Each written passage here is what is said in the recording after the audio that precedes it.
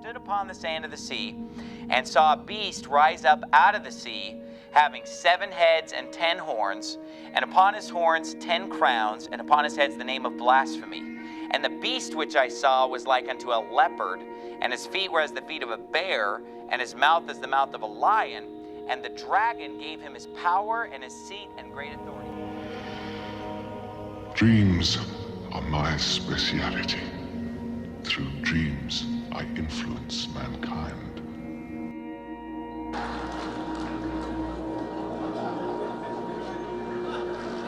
It gets worse.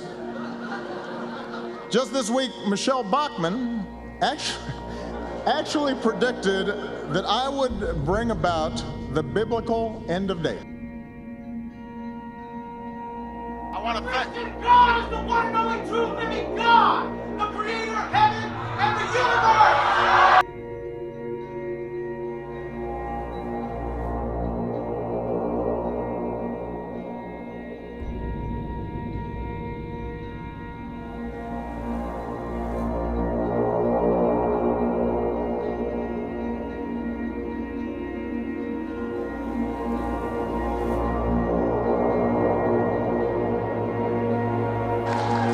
Let me just say something to all my conspiracy-oriented friends on the right who think I'm planning to unleash some secret agenda. You're absolutely right.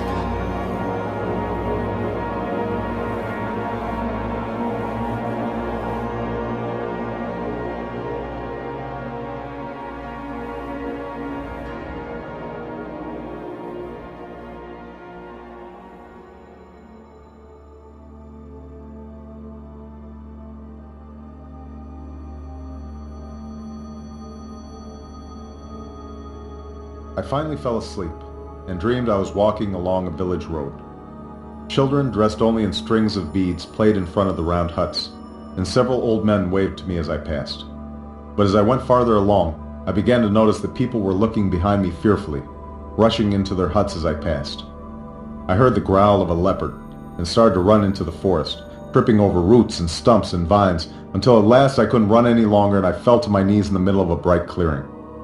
Panting for breath, I turned around to see the day turn to night, and a giant figure looming as tall as the trees, wearing only a loincloth and a ghostly mask. The lifeless eyes bored into me, and I heard a thunderous voice saying only that it was time, and my entire body began to shake violently with the sound, as if I were breaking apart.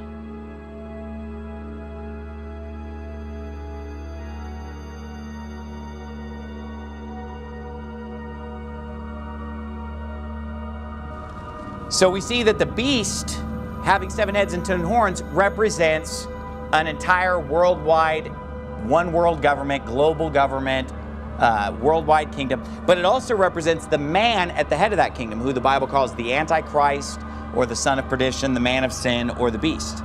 Now it says in verse number 3, it says, I saw one of his heads as it were wounded to death. His deadly wound was healed, and all the world wondered after the beast. Look at verse 5. There was given unto him a mouth speaking great things and blasphemies. And here's a key right here in the second half. And power was given unto him to continue 42 months. Okay, so we see the Antichrist comes into power over the whole world. He begins to be worshipped by the whole world when he receives this deadly wound, and his deadly wound is healed. That's what makes everybody wonder. That's what makes everybody begin to worship him. And from that point, when he takes power of the whole world, how long does he continue?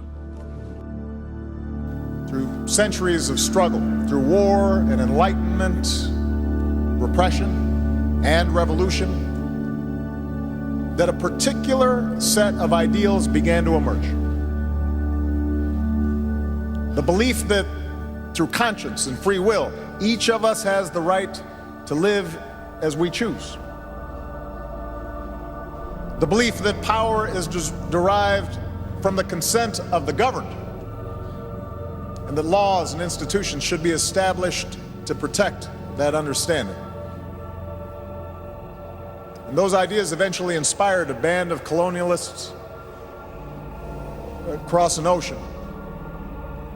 And they wrote them into the founding documents that still guide America today. All men and women are created equal. But those ideals have also been tested here in Europe and around the world. Those ideals have often been threatened by an older, more traditional view of power. This alternative vision argues that ordinary men and women are too small-minded to govern their own affairs. That order and progress can only come when individuals surrender their rights to an all-powerful sovereign.